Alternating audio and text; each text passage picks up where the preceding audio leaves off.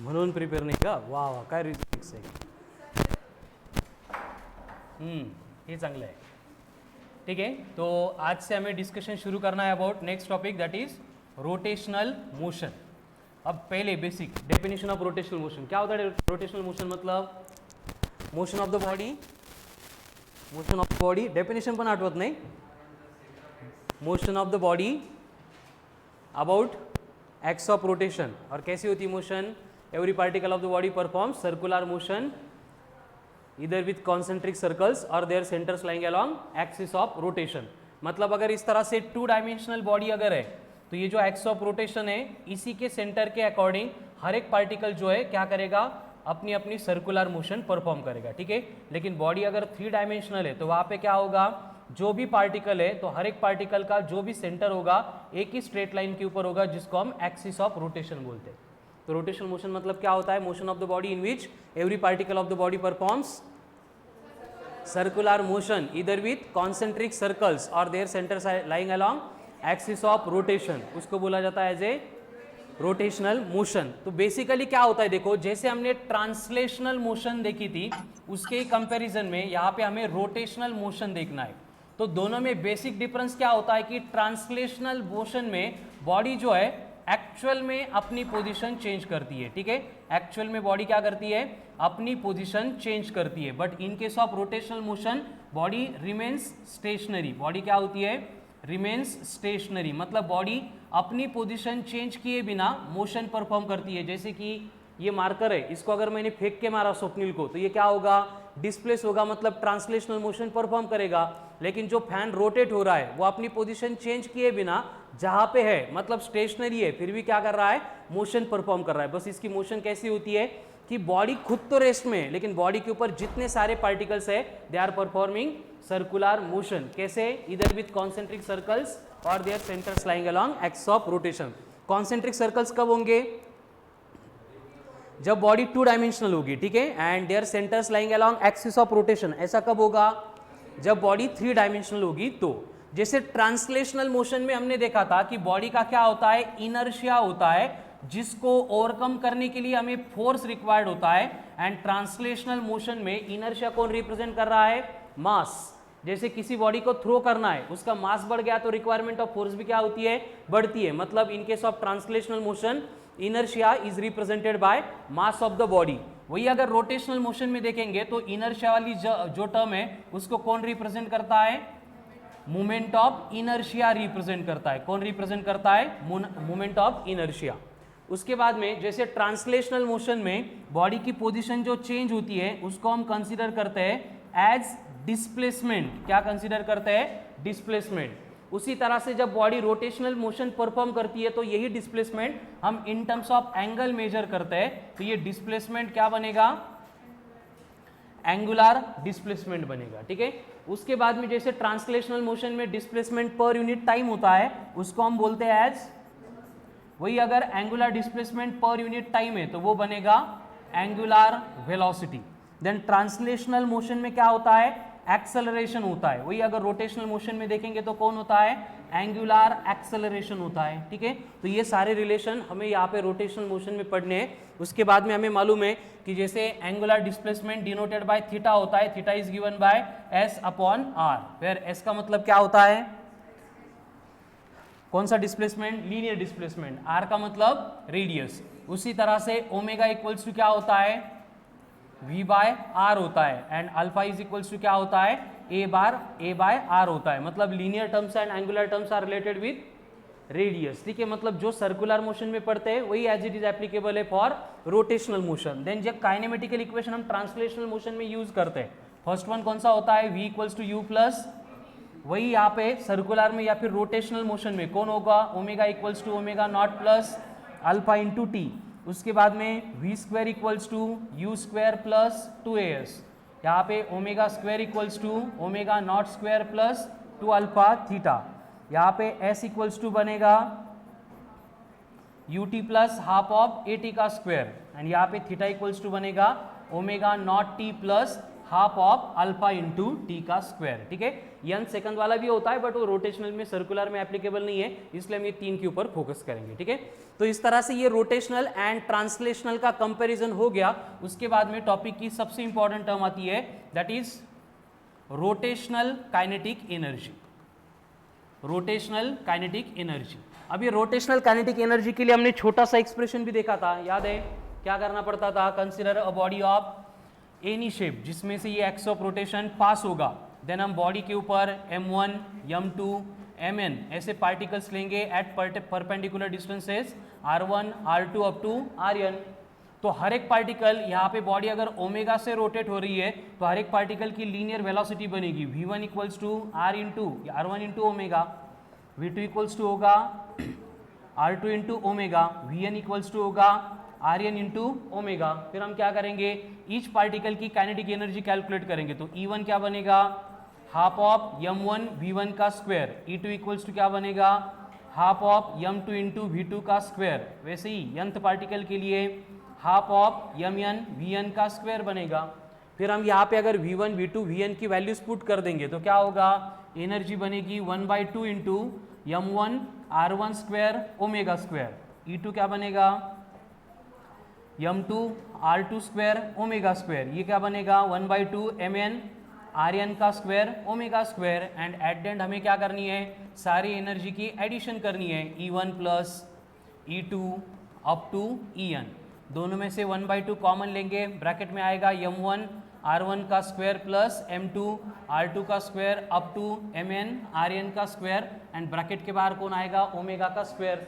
But इसी bracket को हमने बोला था एज आई, तो ये बनेगा 1/2 इंटू आई इंटू ओमेगा का स्क्वायर। ये बनता है expression for rotational kinetic energy. तो एक बार रोटेशनल काइनेटिक एनर्जी हमें मिल गई, क्या होती है रोटेशनल काइनेटिक एनर्जी?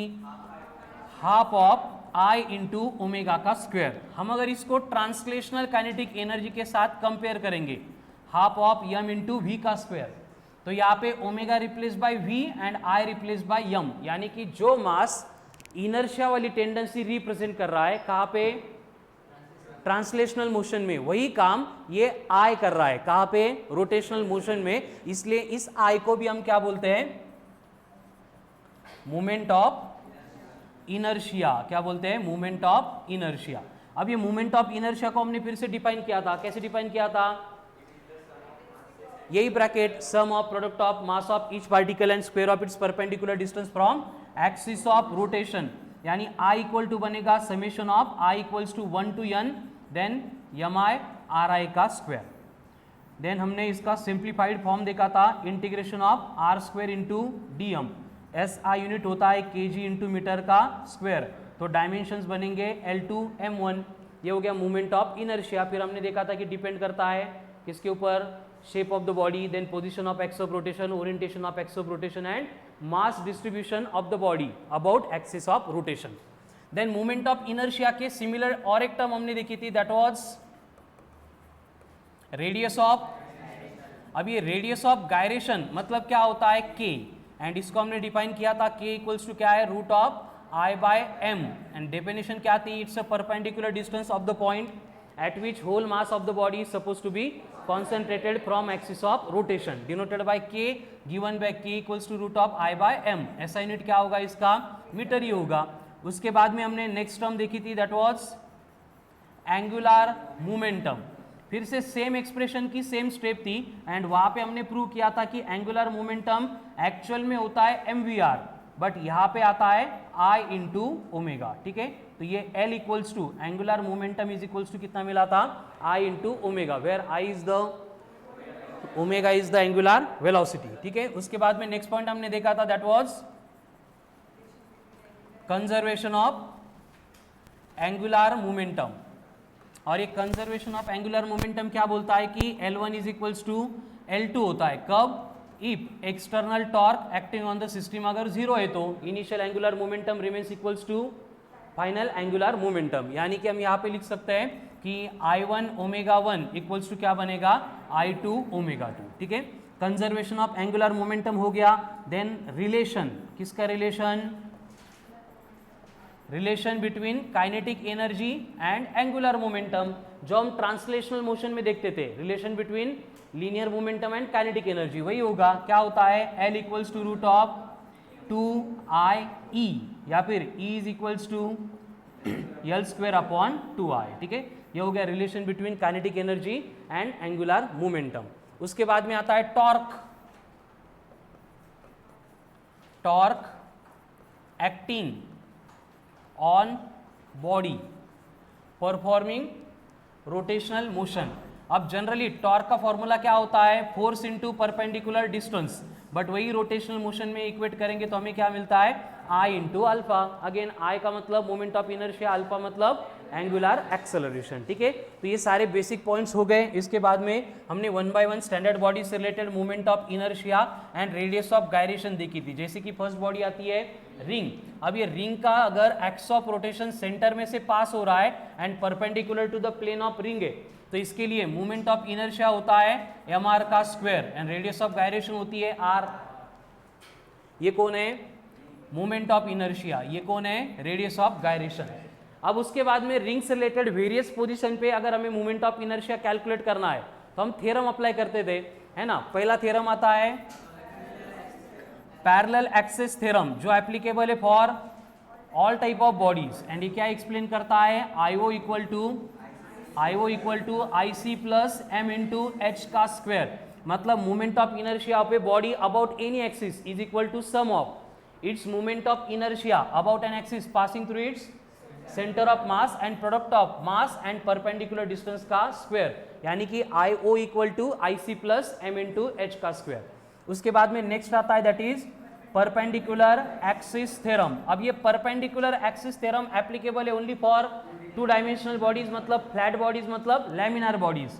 एंड ये क्या होता है, IZ equal to IX plus IY। Condition क्या है, IX IY म्यूचुअली परपेंडिकुलर चाहिए and in the plane of body चाहिए। IZ perpendicular to the plane of body होगा, ठीक है। फिर से हमने अगर रिंग की वेरियस केसेस देखी, जैसे कि रिंग है axis passing along tangent and perpendicular to the plane of ring है, कितना होता है moment of inertia 2mr square. तो रेडियस ऑफ गायरेशन कितनी होगी, √2 इंटू आर। कसं काढायचं radius of gyration, root of I by m, m cut होगा, √2 आएगा, r स्क्वायर का रूट मतलब r आएगा, ठीक है। उसके बाद में सेम रिंग है but axis of rotation passing along its diameter है, तो डायमीटर के अलोंग अगर एक्स ऑफ रोटेशन पास हो रहा है तो moment of inertia mr square by 2 होगा।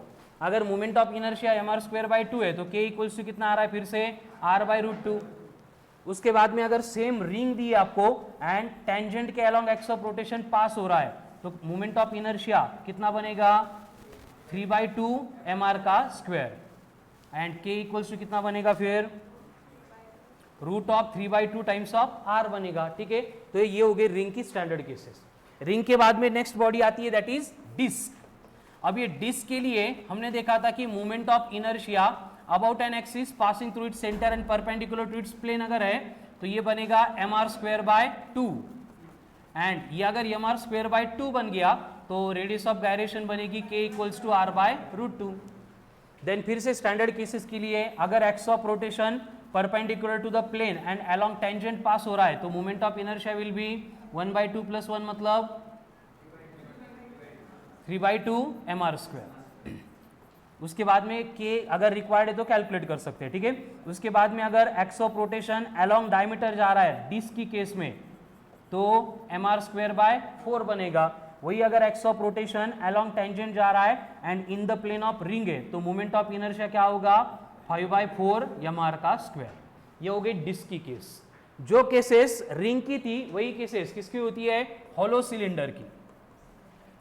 तो हॉलो सिलेंडर की केस में अगर ये हॉलो सिलेंडर है, एक्स ऑफ रोटेशन इसके नेचुरल एक्सिस में से पास हो रहा है तो मोमेंट ऑफ इनर्शिया कितना होगा, mr स्क्वायर, ठीक है। देन एक्सिस ऑफ रोटेशन अगर वन ऑफ इट्स एंड मतलब इस तरह से टेंजेंट से पास हो रहा है तो कितना होगा, ट्वाइस ऑफ mr स्क्वायर। जो रिंग के लिए था वही यहाँ पे एप्लीकेबल है, किसके लिए, हॉलो सिलेंडर के लिए। बट यहाँ पे अगर हॉलो सिलेंडर को अड़वा कर देंगे मतलब एक्सिस अभी नेचुरल नहीं है, ट्रांसवर्स एक्सिस आएगा तो उस केस में moment of inertia about this axis कितना होगा, mr square by I is equals to क्या होगा, एम एल स्क्वायर बाय 12 तो कॉमन रहेगा, plus M R square by 2 अगर हॉलो है तो, एंड सॉलिड होता तो एम आर स्क्वायर बाय 4 होता, ठीक है।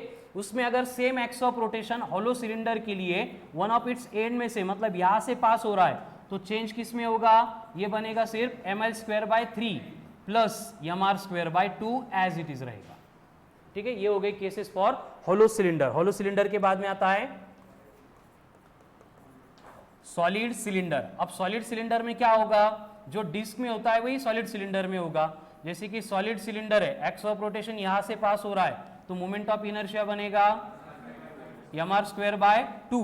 अगेन ये हॉलो सिलेंडर है, सॉरी सॉलिड सिलेंडर है, एक्स ऑफ रोटेशन इसके टेंजेंट में से, मतलब यहां से पास हो रहा है, मोमेंट ऑफ इनर्शिया बनेगा 3/2 एम आर स्क्वायर, ठीक है। अगेन इस सिलेंडर को अगर फिर से हॉरिजॉन्टल करेंगे, ट्रांसवर्स एक्सिस आएगा, तो क्या बनेगा, moment of inertia about this axis m L square by 12 plus M R square by 4। यहाँ पे एल का मतलब क्या होता है, length of the cylinder, r का मतलब इसकी रेडियस, ठीक है। अगेन ये एक्सिस अगर वन ऑफ इट्स एंड में से पास करेंगे तो क्या होगा, ये हो गया solid cylinder, axis of rotation अब अगर यहां से पास हो रहा है, तो मोमेंट ऑफ इनर्शिया बनेगा I is equals to M L square by 3 plus M R square by 4। ये हो गया moment of inertia and all cases related to solid cylinder. तो hollow cylinder, solid cylinder, ring and disc हो गई। उसके बाद में आता है हॉलो स्फीयर। अगर हॉलो स्फीयर है, सेंटर में से पास हो रहा है, moment of inertia 2/3 m are square, and अगर एंड में से, मतलब टेंजेंट के अलॉन्ग पास हो रहा है, तो 5/3 एम आर स्क्वायर। हॉलो की जगह पे अगर आपको बोला है सॉलिड स्फीयर है, तो सॉलिड स्फीयर की केस में अगर सेंटर में से पास हो रहा है, तो moment of inertia 2/5 m are square, and वही अगर पास होगा along its tangent 7/5 m r का स्क्वायर। ये किसके लिए था, फॉर सॉलिड स्फीयर, ठीक है। एंड अगर आपको एक कंडीशन देते हैं कि सॉलिड स्फीयर में छोटी सी कैविटी है, एंड ये कैविटी के अंदर की रेडियस r1, आउटसाइड की रेडियस r2 है, तो मोमेंट ऑफ इनर्शिया जो है ये बनेगा 2/5 m bracket of r⁵ smaller, मतलब r2⁵ r1⁵ divided by r2⁵ minus r1⁵, ठीक है। ये थोड़ा सा वेगड़ा है, बट जो हमने वर्कशीट शुरू की है ना 30-30 की, 50-50 की, उसमें इसकी रिक्वायरमेंट हो सकती है, ठीक है। उसके बाद में अगर रिंग बोला है, और रिंग कैसी है, एन्युलर है। एन्युलर रिंग मतलब ऐसे उसको दो रेडियस है, inner radius r1, outer radius r2, तो इसका भी moment of inertia about perpendicular axis कितना बनेगा, m इन ब्रैकेट r1 का स्क्वायर प्लस r2 का स्क्वायर।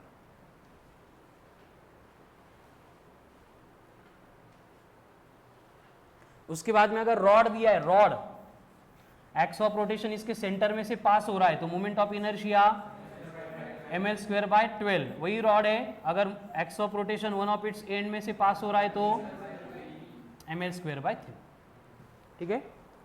ये हो गई स्टैंडर्ड केसेस। इसके अपार्ट अगर हमें बोला जा रहा है कि एक स्क्वायर प्लेट है, क्या है, स्क्वायर प्लेट है, जिसकी साइड लेंथ कितनी है, a है, तो अगर यहाँ पे मोमेंट ऑफ इनर्शिया चाहिए हमें, और उसके लिए एक्सिस ऑफ रोटेशन दिए, जैसे कि ये 1, ये 2, इधर से 3, इधर से 4, तो कोई भी मोमेंट ऑफ इनर्शिया किसी भी एक्सिस के अबाउट अगर रिक्वायर्ड है, I1 equals to I2 equals to I3 equals to I4, तो यहाँ पे एक मिनट बस, I4 नहीं होगा, I1 I2 I3 I4 भी सिमेट्रिकली है, इज इक्वल्स टू क्या रहेगा, ma स्क्वायर बाय 12 रहेगा, ठीक है। एंड अगर वहां पे हमें रेक्टेंगल दिया है, क्या दिया है, रेक्टेंगल दिया है, जिसकी एक साइड लेंथ है a एंड दूसरी साइड लेंथ है b, तो अगर एक्सिस ऑफ रोटेशन यहाँ पे a को परपेंडिकुलर है, किसको परपेंडिकुलर है, a को, तो इसका मोमेंट ऑफ इनर्शिया रहेगा ma स्क्वायर बाय 12, एंड ये अगर b को परपेंडिकुलर है, तो उस केस में मोमेंट ऑफ इनर्शिया रहेगा mb स्क्वायर बाय 12, ठीक है। तो ये हो गया moment of inertia related to various important bodies. अब मोमेंट ऑफ इनर्शिया हो गया, रेडियस ऑफ गायरेशन हो गई, टॉर्क आ गया, एंगुलर मोमेंटम आ गया, एंड इसके रिलेटेड फिर नेक्स्ट पॉइंट आता है, दैट इज रोलिंग मोशन। अब रोलिंग मोशन में क्या होता है कि अगर रोलिंग मोशन हॉरिजॉन्टल प्लेन पे परफॉर्म हो रही है, जैसे ये बॉडी है यहाँ पे रोल होने वाली है, तो हमें मालूम है कि यहाँ पे रेफरेंस के लिए हम 4 पॉइंट्स लेंगे, एक ए होगा, दूसरा बी होगा, तीसरा सी होगा, फोर्थ वन डी होगा। तो क्या होता है कि इसका सेंटर ऑफ मास जो है वो ट्रैवल कर रहा है with uniform speed v, and हर एक पॉइंट पे अगर हम v equals to R omega apply करेंगे तो कंडीशन क्या हो रही, देखो a पे सेंटर ऑफ मास की वेलोसिटी का कंपोनेंट v इधर, एंड यहाँ पे टेंजेंशियल जो वेलोसिटी है वो आर ओमेगा मतलब v अपोजिट डायरेक्शन में, इसलिए v एट a कितनी होती है 0। इसलिए बॉडी अगर हॉरिजॉन्टल सरफेस पे रोल हो रही है तो पॉइंट ऑफ कांटेक्ट ऑलवेज क्या होता है, रेस्ट में होता है। वही सेम अप्लाई करेंगे तो c पे दोनों की डायरेक्शन सेम है, मतलब वेलोसिटी एज c कितनी होती है ट्वाइस ऑफ v। वही कंडीशन अगर b पे देखेंगे तो एक कंपोनेंट इधर है, दूसरा परपेंडिकुलर है, तो इन दोनों को रिजल्टेंट निकालेंगे तो यहाँ पे जाता है और ये रिप्रेजेंट करेगा v एट b कितना होता है √2 टाइम्स ऑफ v। वही केस d के लिए, एक हॉरिजॉन्टल है, दूसरा इधर आएगा, इनका रिजल्टेंट इधर, तो v एट d कितना बनेगा √2 टाइम्स ऑफ v। ये हो गया हॉरिजॉन्टल प्लेन पे, वेरी गुड, रोलिंग मोशन। वही रोलिंग मोशन हमें आगे देखनी है इंक्लाइन प्लेन पे।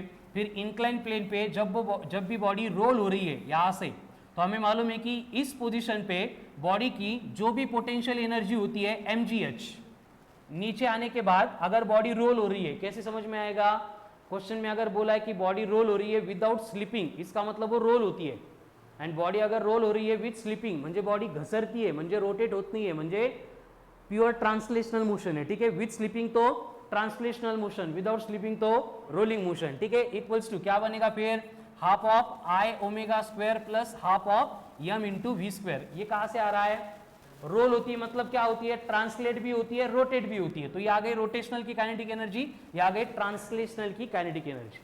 एंड अगर इस इक्वेशन को सिंप्लीफाई करेंगे तो हमें काइनेटिक एनर्जी टोटल अगर पहले कैलकुलेट करनी है तो half of I omega square plus half of Yama into V का स्क्वायर। इसमें हम रिप्लेस करेंगे आई को यम इंटू के स्क्वायर से, देन वी को आर इंटू ओमेगा से, क्या होगा, kinetic energy translational is equals to 1/2 into M K square omega square plus half of Yama into R square omega square. Clear यहाँ तक? क्या किया, बस आई के एंड वी की वैल्यू पुट कर दी। अब दोनों में से कॉमन कौन आएगा, 1/2 इंटू यम ओमेगा स्क्वायर, ब्रैकेट में कौन बचा, के स्क्वायर प्लस आर स्क्वायर। दोनों में से अगर आर स्क्वायर कॉमन लेंगे तो ये बनेगा half Yama we square in bracket 1 plus के स्क्वायर बाय आर स्क्वायर। ये होता है expression for total kinetic energy in case of rolling motion. फिर से हम यही एक्सप्रेशन यहाँ पे पुट करेंगे एनर्जी कंजर्वेशन के लिए, तो हमें वेलोसिटी मिलेगी। क्या बनेगा वेलोसिटी के लिए, mgh is equals to half of m into v square in bracket में 1 प्लस के स्क्वायर बाय आर स्क्वायर। तो यहाँ पे mm कट हो जाएगा और वेलोसिटी क्या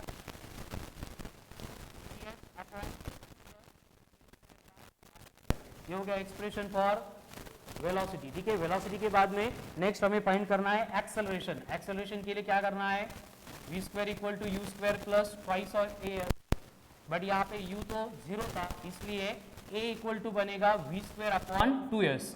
v का फॉर्मूला अभी देखा था, बस रूट निकल जाएगा, क्या बचेगा 2gh अपॉन 1 प्लस के square by are square into कौन है 1 अपॉन 2s। अब डायग्राम में से s मतलब कौन है, अगर ये एंगल थीटा है, ये हाइट अगर h है, ये कौन है s है, तो हम यहाँ पे क्या करेंगे साइन थीटा यूज करेंगे। पवन क्या होता है sine theta, opposite upon hypotenuse, मतलब h बाय s, तो s इक्वल्स टू क्या हो गया h बाय साइन थीटा। ये हमें पुट करना है, ठीक है यहाँ पे। तो इक्वेशन बनेगा 2gh अपॉन 1 प्लस के square by are square into 1 upon 2 into h upon sine theta. तो 2h 1 अपॉन साइन थीटा ऊपर जाएगा तो एक्सेलरेशन आ गया g sine theta upon 1 plus के स्क्वायर बाय आर स्क्वायर। ये बन गया एक्सप्रेशन फॉर एक्सेलरेशन। तो अभी एक्सेलरेशन में भी कौन है 1 प्लस के square by are square, velocity में भी कौन है 1 प्लस के square by are square, total energy में भी कौन है 1 प्लस के स्क्वायर बाय आर स्क्वायर। तो जो बॉडी रोल हो सकती है उनके लिए हम ये निकाल लेंगे, जैसे कि फॉर एग्जाम्पल रिंग है, तो रिंग के लिए 1 प्लस के स्क्वायर बाय आर स्क्वायर चाहिए, कितना बनेगा, रिंग के लिए k कितना है r है, पहले के लिखता हूँ, ठीक है। यहाँ पे के, देन यहाँ पे 1 प्लस के स्क्वायर बाय आर स्क्वायर, ठीक है। तो रिंग के लिए के कितना है,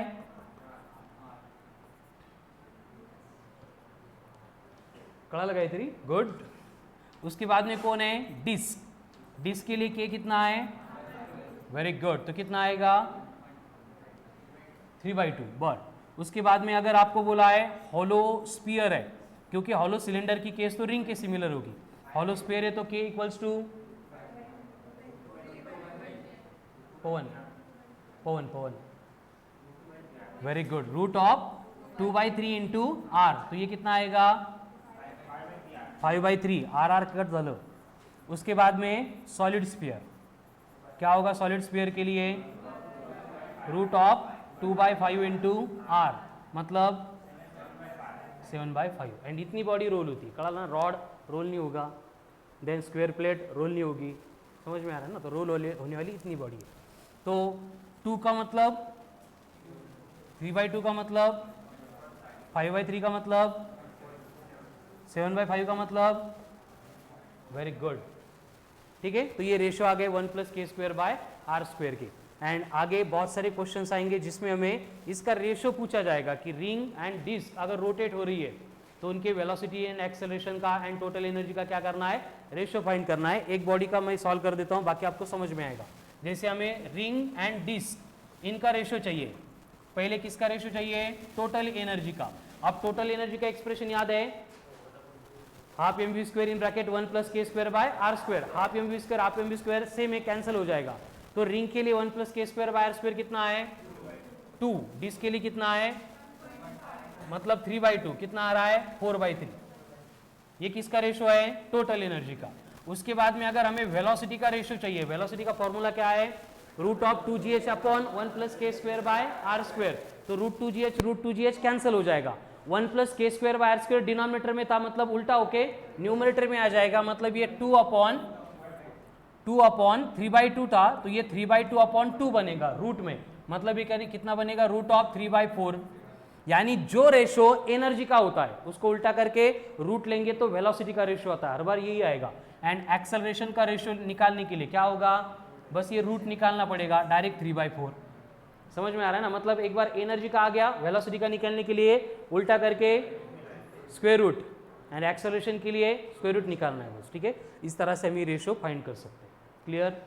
so this is all about professional, basic नहीं है, इसके ऊपर जो भी क्वेश्चंस में आएंगे वो एप्लीकेशंस रहेंगे। समझ में आ रहा है ना, मतलब एटलीस्ट इतना टॉपिक अगर आपका प्रिपेयर है तो ऑलमोस्ट क्वेश्चन समझ में आएगा, सॉल्व करने की प्रोसेस भी समझ में आएगी। फिर डिपेंड करता है आपको डोका कितना चलता है, ठीक है, क्वेश्चन सॉल्व होगा या नहीं होगा। क्लियर है। तो अगर चाहिए तो एक बार फिर से सारे पॉइंट्स लिख लो, रिवाइज कर लो। आपके पास और 30 मिनट्स है, 5 बजे तक पूरा रोटेशनल प्रिपेयर करो। वर्कशीट तो मिल गई है, अगर प्रिपेयर हुआ है तो डायरेक्ट वर्कशीट सॉल्व करो, नाहीतर मग क्वेश्चन आला आणि मग परत नोट्स उघडून बघताय, तसे नालायक धंदे करू नका, कळालं ना, ते खूप झाले आता। प्रिपेअर करा, मी सांगतोय की 30 मिनिट्समध्ये मी रिवाइज केलं, मी अजून 30 मिनिट्स देतोय, कळालं ना। मग 5 to 6 मध्ये आपल्याला क्वेश्चन सॉल्व करायचे आहेत, खूप सोपी वर्कशीट आहे, एका तासात 100 क्वेश्चन आरामशीर होतात। नाही झाले आपण उद्या सोडू, काही गडबड नाही आपल्याला, पण टॉपिक प्रिपेअर करणं हे मॅन्डेटरी पहिल्यांदा, ठीक आहे। चलो लग जाओ। हे PDF पाहिजे का बोर्डवर, मग दिशा येऊन इथे उभी राह, एक एक पेज स्लाइड करत राहा सगळ्यांसाठी। चलो ऑनलाइन वाले, यू हैव 30 मिनट्स, 30 मिनट्स के बाद में हम वर्कशीट सॉल्व करना शुरू करेंगे, और मैं वर्कशीट भी ग्रुप पे सेंड कर देता हूँ तब तक।